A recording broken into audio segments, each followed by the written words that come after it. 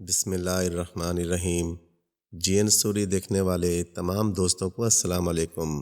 پیارے دوستو، ایک دفعہ کا ذکر ہے، ایک بڑا رحم دل بادشاہ حکومت کرتا تھا جو اپنی رعایا کے بارے میں بہت فکر مند رہتا تھا، جس کے دربار میں ایک زنجیر عدل لٹکی ہوتی تھی۔ سائل کو دربار میں بلا لیا جاتا تھا اور اس سے پورا انصاف ملتا تھا۔ اس کے لکھاری پورے ملک میں پھیلے ہوئے تھے جو بادشاہ کو متواتر بتلاتے رہتے تھے کہ اس کے انصاف اور حسن انتظام کی وجہ سے عوام کتنی خوش اور مطمئن ہے۔ بادشاہ ہفتے میں 2 دن بھیس بدل کر رعایا کا احوال پوچھنے نکل جاتا اور اسے تجربہ ہوتا کہ لوگ اسے کتنا پسند کرتے ہیں اور اس کے انصاف اور حسن انتظام کی کس قدر تعریفیں کرتے تھے۔ بادشاہ کے دربار کے مورخ جب بادشاہ کا پہلے بادشاہوں کے ادوار سے موازنہ کرتے تو اس بادشاہ کے کارناموں کا اتنا ڈھیر ہوتا کہ اس کا کسی دوسرے بادشاہ سے موازنہ ہی ممکن نہیں ہوتا۔ بادشاہ ان تمام لوگوں کے سچ بولنے پر خوش ہوتا اور ان کا گاہے بگاہے انعامات سے بھی نوازتا رہتا تھا۔ ایک روز بادشاہ نے شکار کا پروگرام بنایا اور وہ شکار کھیلتے کھیلتے اپنے ساتھیوں سے الگ ہو گیا۔ اس موقع پر اس نے پیاس محسوس کی اور پانی کی تلاش میں ایک جھونپڑی میں پہنچ گیا۔ اس زمانے میں جو لوگ ظلم کے سامنے ہار نہیں مانتے تھے یا سماج کی ہوسکاریوں میں ضم نہیں ہونا چاہتے تھے، ان کے لیے ایک آپشن ہوتا تھا کہ وہ کہیں جنگل میں جا کر مقیم ہو جائیں، جہاں بھٹکے ہوئے مسافروں کی خدمت کریں اور ان کو راستہ بتلائیں۔ چنانچہ بادشاہ اسی طرح کے ایک شخص کا مہمان ہوا جس نے بادشاہ کی خوب سیوا کی۔ جب بادشاہ کے پروٹوکول آفیسر اسے تلاش کرتے ہوئے وہاں پہنچے تو بادشاہ نے اپنے میزبان کو بتلایا کہ اس کا مہمان ایک بادشاہ ہے اور اسے اس میزبانی کا صلہ دینا چاہتا ہے۔ میزبان نے بڑی ملائمت سے کہا، میں صلے کا طلبگار ہوتا تو جنگل میں ڈیرا نہ ڈالتا، شہر میں ہی مقیم رہتا۔ بادشاہ نے کہا، کوئی انعام تو قبول کرنا ہوگا۔ میزبان نے ایک نظر پروٹوکول افسر پر ڈالی اور بڑے محتاط لہجے میں کہا، بادشاہ سلامت، مجھے تو آپ کے عنایت کی اتنی ضرورت نہیں، مگر آپ کی ریاست میں ایک نابینا بادشاہ رہتا ہے، اسے آپ کی عنایت اور مدد کی بڑی ضرورت ہے۔ بادشاہ یہ سن کر بہت حیران ہوا۔ بادشاہ جب اپنے محل میں واپس آیا تو اس نے پورے دربار کو جمع کیا کہ اس نابینا بادشاہ کا کھوج لگائیں۔ حالانکہ دانش مند وزیر اور مشیروں نے بادشاہ کو بتلایا کہ وہ ایک بے وقوف شخص تھا۔ اس کی بے وقوفی کی سب سے بڑی دلیل یہی ہے کہ وہ شہر کو چھوڑ کر جنگل میں جا بسا۔ اس کی باتوں کو اس قدر اہمیت نہ دیں۔ اگر ایسا کوئی نابینا بادشاہ واقعی ہماری ریاستی حدود میں ہوتا تو ہمارے پرچہ نویسوں کی نظر سے نہ بچتا، ہمیں اس کی پوری تفصیل معلوم ہوتی، نہ کہ جنگل میں موجود وہ بوڑھا شخص اس بارے میں ہمیں بتلاتا۔ دانش مند وزیر نے کہا کہ یہ جنگل میں گوشہ نشینی کوئی بزرگ نہیں ہوتے، بلکہ یہ وہ شریر ہوتے ہیں جن کو ان کی شر انگیزیوں کی وجہ سے بستی سے نکال دیا جاتا ہے، ورنہ کوئی یوں ہی تنہا زندگی نہیں گزارتا۔ ان تمام دلائل کے باوجود بادشاہ پوری طرح مطمئن نہ ہوا۔ وہ اپنے طور پر کسی نہ کسی ذریعے سے نابینا بادشاہ کی کھوج لگانے کی کوشش کرتا رہا، مگر کامیاب نہ ہوا۔ ہفتے میں 2 بار بھیس بدل کر شہر گھومنے، لوگوں سے ملنے اور ان سے بے خبری میں بات کرنے کا لطف ہی الگ ہوتا ہے۔ ایک رات کو بادشاہ بھیس بدل کر جانے کے لیے تیار ہوا تو پتہ چلا کہ اس کے دانش مند وزیر کی طبیعت اچانک خراب ہو گئی۔ اس کا قابل اعتماد مشیر بھی کسی وجہ سے نہیں آ سکا، اس لیے آج کا پروگرام کینسل سمجھا جائے۔ اس نے اپنے خفیہ پروٹوکول آفیسر کو اطلاع دی کہ آج کا پروگرام کینسل ہے، مگر رات کے نصف پہر کے گزرنے کے بعد اچانک بادشاہ کی آنکھ کھل گئی۔ کچھ بے خوابی اور کچھ طبیعت کی بے چینی کی وجہ سے بادشاہ نے سوچا کہ آج بھیس تو بدلا ہوا ہے، آج اپنے طور پر شہر کی سیر کر لیتا ہوں۔ رات کافی بیت چکی تھی، پھر بھی بادشاہ سلامت اپنے محل سے باہر آ گئے۔ کافی سارے سپاہی سو رہے تھے یا غنودگی کے عالم میں تھے۔ وہ بھیس بدلے بادشاہ کو پہچان نہیں پائے جو آج اکیلا ہی محل سے باہر جا رہا تھا۔ محل سے باہر آ کر بادشاہ نے چاروں سمت دیکھا۔ اسے یاد آیا کہ ان 3 سمتوں میں ایک سمت ایسی ہے جہاں وہ کبھی نہیں جا سکا۔ بادشاہ نے سوچا آج اسی سمت چلتا ہوں۔ محل سے کچھ ہی دور گیا تو شہر کا منظر بدل گیا۔ کچی آبادی، کوڑے کے ڈھیر، کچے مکانات، بہت سے لوگ باہر سڑکوں کے کنارے سو رہے تھے۔ بادشاہ بہت حیران ہوا۔ اس نے سوچا الہی یہ کیا ماجرا ہے؟ یہ میرا ہی شہر ہے جہاں دودھ اور شہر کی ندیاں بہتی ہیں۔ یہ غریب اور نادار لوگ کہاں سے آ گئے؟ کچھ دیر کے بعد اسے ایک پکا گھر نظر آیا۔ اس کا دل چاہا کہ اس کے گھر کے مکینوں سے کوئی بات کر لوں۔ اس نے دروازہ کھٹکھٹایا۔ کافی دیر بعد ایک بڑھیا نے دروازہ کھولا اور بولی، یہ کون سا پہر ہے دروازہ کھٹکھٹانے کا؟ بادشاہ نے پانی طلب کیا۔ بڑھیا پانی لے کر آئی اور کہا، اس شہر میں تو غریب مسافروں کو پینے کا پانی بھی نہیں ملتا۔ پانی کے کنویں بھی یا تو سرائے والوں کے پاس ہیں یا بادشاہ کے عملے کی نگرانی میں ہیں۔ وہ پیسوں کے بغیر کسی کو پانی بھی نہیں دیتے۔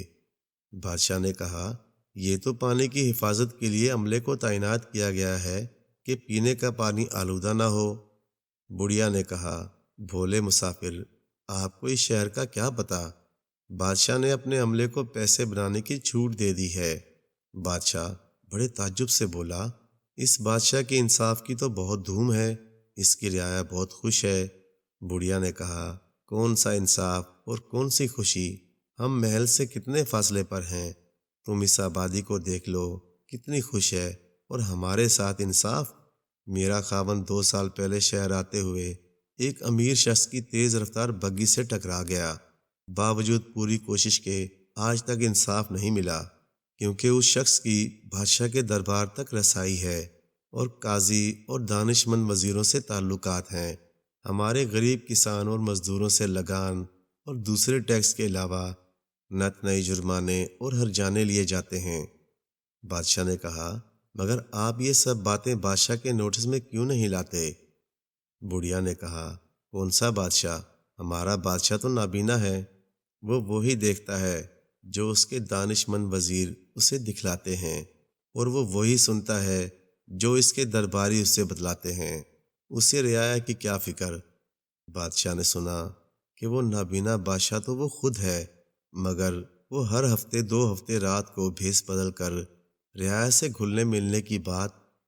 بڑھیا نے کہا، ان راتوں کو سیکیورٹی کی وجہ سے عام لوگوں کو شہر کے ان حصوں میں جانے کی اجازت نہیں ہوتی، اور بادشاہ ان جگہوں پر جاتا ہے جہاں وزیر اور مشیر لے کر جاتے ہیں، اور ان لوگوں سے ملتا ہے جن کو وزیروں اور مشیروں نے پہلے سے تیار کیا ہوتا ہے۔ بادشاہ نے کہا، یہ میں نے سنا ہے کہ اس کے پاس پرچہ نویسوں کا پورا انتظام ہے، اور اس کے مورخ تو اس دور کو انسانوں کی تاریخ کا سب سے اچھا دور قرار دیتے ہیں۔ بڑھیا نے کہا، یہ پرچہ نویس تو لوگوں کو ڈرانے اور خوف زدہ کرنے کا کام کرتے ہیں کہ یہ بادشاہوں کے جاسوسی نظام کا حصہ ہیں۔ وزیر خاص ان پرچوں کی وجہ سے رعایا کی سرکوبی کرتے ہیں۔ بادشاہ کو تو وہی پرچے دکھلائے جاتے ہیں جن کی وزیر منظوری دیتے ہیں۔ کہتے ہیں کہ اس رات بادشاہ بڑا غمگین واپس گیا، کیونکہ اسے یہ معلوم ہو چکا تھا کہ نابینا بادشاہ اصل میں وہی ہے۔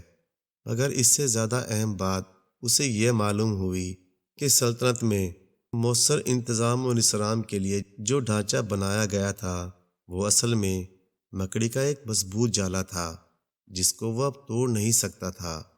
ایک بادشاہ کو رنگ برنگے کپڑے بہت پسند تھے۔ وہ طرح طرح کے کپڑے پہنتا تھا۔ آخر وہ ایک ہی طرح کے کپڑے پہننے سے اکتا گیا۔ اس نے سوچا کہ اس بار مجھے کچھ نئے طرح کے کپڑے پہننے چاہیے۔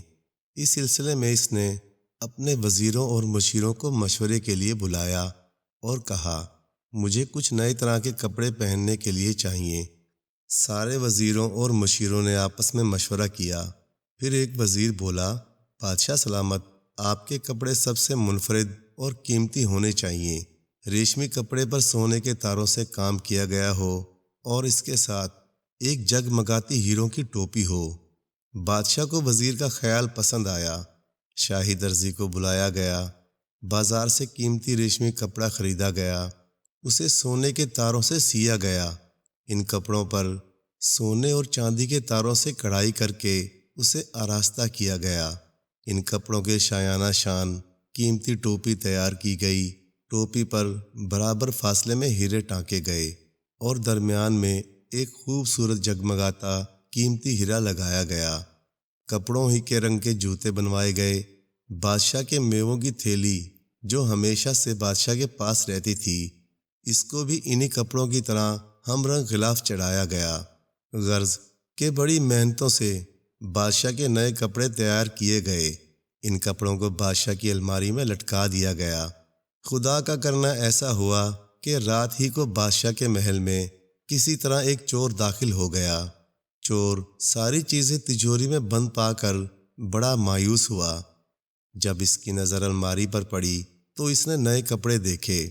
اس نے سوچا کہ یہ کپڑے میں پڑوسی ملک سے آئے ہوئے شہزادے کے ہاتھوں فروخت کروں گا۔ چور کو معلوم تھا شہزادہ کہاں ٹھہرا ہوا ہے۔ شہزادے کا پروگرام تھا کہ کل وہ جا کر بادشاہ سلامت سے ملاقات کرے گا۔ چور نئے کپڑے لکڑی کے چھوٹے سے باکس میں سجا کر شہزادے کے پاس لے گیا۔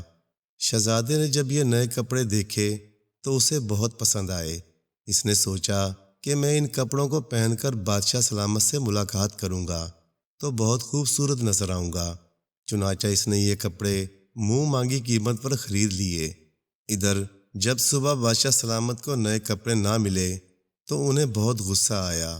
وہ سوچنے لگے کہ اب میں شہزادہ طاہر سے ملاقات کے وقت کیا پہنوں گا۔ بادشاہ نے نگران کو جیل میں ڈال دیا اور خود دوسرے عمدہ کپڑے نکال کر پہن لیے۔ ادھر شہزادہ بھی نئے کپڑے پہن کر بادشاہ سے ملاقات کے لیے پہنچ گیا۔ شہزادہ بہت خوبصورت نظر آ رہا تھا۔ بادشاہ سے پہلے اس کی ملاقات شہزادی سے ہو گئی۔ شہزادے کو وہ بہت اچھی لگی۔ شہزادی کو بھی شہزادہ اچھا لگا۔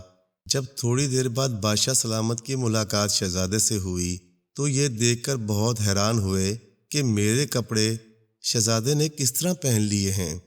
انہوں نے جب شہزادے سے کہا، یہ کپڑے جو آپ نے پہن رکھے ہیں کل رات ہمارے محل سے چوری ہو گئے تھے۔ اب سارا قصہ شہزادے کی سمجھ میں آ گیا۔ اس نے بادشاہ سے کہا، یہ کپڑے وہی چور مجھے فروخت کر گیا ہے۔ مجھے پتہ نہیں تھا کہ یہ آپ کے ہیں۔ مجھے آپ جو چاہیں سزا دیں۔ بادشاہ کو شہزادے کی صاف گوئی بہت پسند آئی اور وہ بہت زیادہ خوش ہوئے۔ شہزادے کو اپنی بیٹی کا رشتہ بھی دے دیا۔ اپنے ہونے والے داماد کو وہ کپڑے بھی تحفے میں دے دیے۔ چور کو شہزادے نے پکڑوا دیا اور نگران کو آزاد کرا دیا۔ پورے ملک میں دونوں کی شادی کی خوشی دھوم دھام سے منائی گئی۔ شہزادہ اپنی دلہن کو لے کر اپنے ملک روانہ ہو گیا۔ پیارے دوستو، کہانی اچھے لگے تو لائک کریں، شیئر کریں اور مزید اسی طرح کے قصے کہانیاں دیکھنے کے لیے دیکھتے رہیں جی این اسٹوری ٹی وی۔ جزاک اللہ۔